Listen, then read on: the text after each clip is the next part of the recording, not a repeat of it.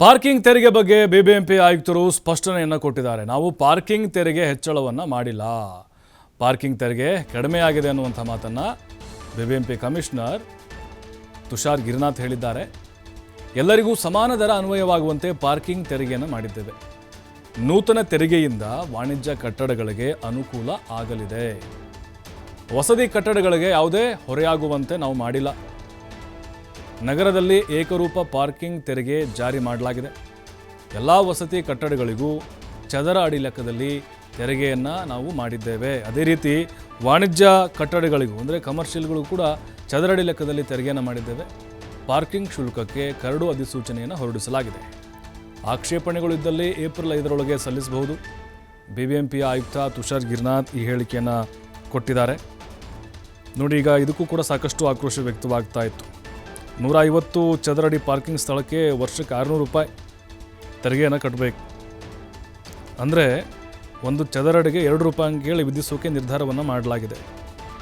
ವಸತಿ ಮತ್ತು ವಸತಿಯೇತರ ಉದ್ದೇಶಗಳಿಗೆ ಇದನ್ನು ಬಿಬಿಎಂಪಿ ಫಿಕ್ಸ್ ಮಾಡಿತ್ತು.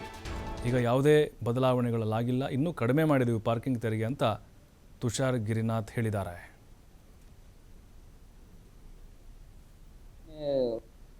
ಈಗ ಮೊಟ್ಟ ಮೊದಲನೇದಾಗಿ ನಾವು ಪಾರ್ಕಿಂಗ್ ಫೀಸ್ ಕಡಿಮೆ ಮಾಡಿದರೂ ಸಹ ಒಂಥರ ನಿಮ್ಮ ಪತ್ರಿಕೆ ಆಗಲಿ ಮಾಧ್ಯಮದಲ್ಲಿ ಅದಕ್ಕೆ ಉಲ್ಟಾ ನೆರೇಟಿವ್ ಬರ್ತಾ ಇರುವುದು, ಅದಕ್ಕೆ ನಮಗೆ ಭಾಳ ಶೋಕ ಮತ್ತು ಒಂಥರ ಶೋಕ ತಂದಿದೆ. ಎಲ್ಲ ಮಾಡಿದರೂ ಸಹ ಈಗ ನೋಡಿ, ಎಲ್ಲ ಕಡಿಮೆ ಮಾಡಿದರೂ ಸಹ ಜಾಸ್ತಿಯಾಗಿ ಮಾಡಿದ್ದಾರೆ ಅಂತ ಹೇಳ್ತೀನಿ. ಕಡಿಮೆ ಮಾಡಿದರೂ ಸಹ ಜಾಸ್ತಿ ಮಾಡ್ತಾ ಇದ್ದಾರೆ ಅಂತ ಭಾವನೆ ಇದ್ದರೆ ನಾವು ಯಾವುದೊಂದು ಕೆಲಸ ಮಾಡ್ತೀವಿ ಅದಕ್ಕೆ ಆ ಥರ ದೃಷ್ಟಿಯಿಂದ ನೋಡಬಾರ್ದು. ಸ್ವಲ್ಪ ಅಬ್ಜೆಕ್ಟಿವ್ ಆಗಿ ವಸ್ತುನಿಷ್ಠವಾಗಿ ವಿಚಾರಗಳನ್ನು ಗ್ರಹಿಸಿದರೆ ಆ ಥರ ತೊಂದರೆ ಉಂಟಾಗೋದಿಲ್ಲ.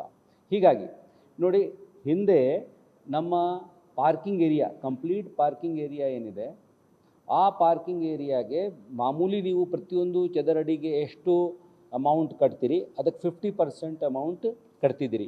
ಅಂದರೆ UAV ವ್ಯಾಲ್ಯೂ ಹಾಕ್ಕೊಂಡು ಆ ಏರಿಯಾ ಏನಿದೆ ನೋಡಿಕೊಂಡು ಆ ಪ್ರಕಾರ ಕಟ್ಕೊಂಡು ಬರ್ತಿದ್ರಿ.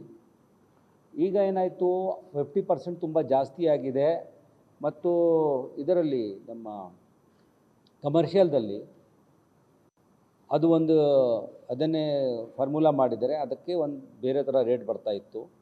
ಮಾಮೂಲಿಯಾಗಿ ನಾವು 7 ರೂಪಾಯಿ 26, 23, 24 ಪೈಸೆ, ಲೆಟರ್ಸೆ 7 ರೂಪಾಯಿ ಪರ್ ಪಾರ್ಕಿಂಗ್ ಸ್ಲಾಟ್ಗೆ ಕಮರ್ಷಿಯಲಿಂದ ಪಡ್ತಾ ಇದ್ದಿದ್ದು 7 ರೂಪಾಯಿ 10 ಪೈಸೆ 12 ಪೈಸೆ ಎವರೇಜಿನಲ್ಲಿ. ಕೆಲವು ರೆಸಿಡೆನ್ಷಿಯಲ್ ಏರಿಯಾದಲ್ಲಿ ಜಾಸ್ತಿ ಆಗ್ತಾಯಿತ್ತು, ಕೆಲವು ರೆಸಿಡೆನ್ಷಿಯಲ್ ಏರಿಯಾದಲ್ಲಿ UAV ಆಧಾರದ ಮೇಲೆ, ಝೋನಿಂಗ್ ಆಧಾರದ ಮೇಲೆ ಕಡಿಮೆ ಆಗ್ತಿತ್ತು. ಆ ಝೋನ್ಗೆ ಹೇಗಾದರೂ ತಾರತಮ್ಯ ಇದೆ, ಮೇಲ್ಗಡೆ ಕೆಳಗಡೆ ಇದೆ. ಅಂದರೆ ಆ ಝೋನ್ನಲ್ಲಿ ದೊಡ್ಡ ಒಳ್ಳೆಯ ಪ್ರಾಪರ್ಟಿ 15-20 ಸಾವಿರ ಇದ್ದರೂ ಸಹ ಅವರಿಗೆ ನಾವು ರೆಂಟಲ್ ವ್ಯಾಲ್ಯೂ ಕಡಿಮೆ ಇದೆ ಅಂತ ಆಧಾರದ ಮೇಲೆ ಸಿ ಝೋನ್ಗೆ ಇದ್ದರೆ ಅದು ಕಡಿಮೆ ತಗೊಳ್ತಾ ಬಂದಿದ್ದೀವಿ. ಹೀಗಾಗಿ ಅದೆಲ್ಲ ರ್ಯಾಷನಲೈಸ್ ಮಾಡಿ ಈಗ 2 ರೂಪೀಸ್ 2.1 ಪೈಸಾ ಟನ್ 20 ಪೈಸಾ ಜಾಸ್ತಿ ನನಗೆ ಎವರೇಜ್ ಆಗಿ ಏನು ಬರ್ತಾಯಿತ್ತು ಅದಕ್ಕಿಂತ ರೆಸಿಡೆನ್ಷಿಯಲ್ಗೆ 2 ರೂಪೀಸ್ ಆಯಿತು, ಇದಕ್ಕೆ ನಾನ್ ರೆಸಿಡೆನ್ಷಿಯಲ್ಗೆ 3 ರೂಪೀಸ್ ಆಯಿತು, 7 ರೂಪೀಸಿಂದ ಇಳಿಕೆಯಾಗಿ.